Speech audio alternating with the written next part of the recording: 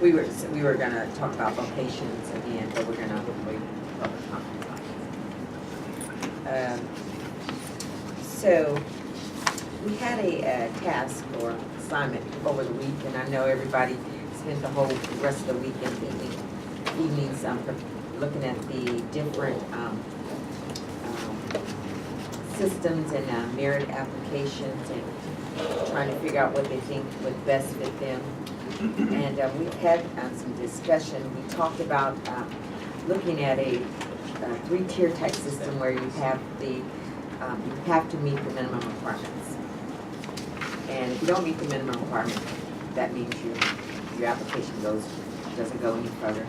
And the second tier would be a merit-based tier that would get you to the third level, which would be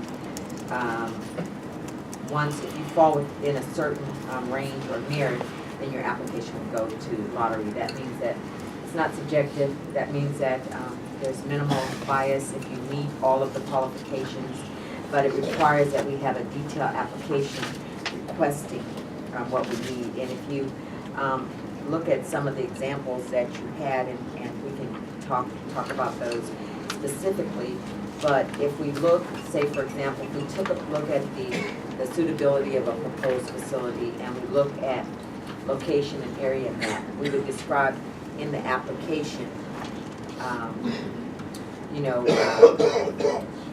draw out your facility, what are you close to, where's your property line, are you close to elementary school, daycare, group day, or care home. But we would describe every item, and they could not miss. If something was left blank, then they wouldn't meet that section. That's just one thought, and you could look.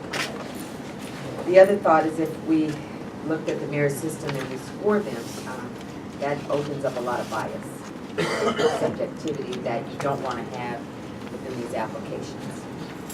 And so if we look at our minimum requirements, we know that you have to meet all the minimum requirements before you can go on to the merit-based system.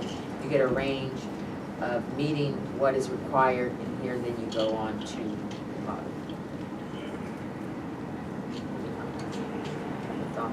how you think?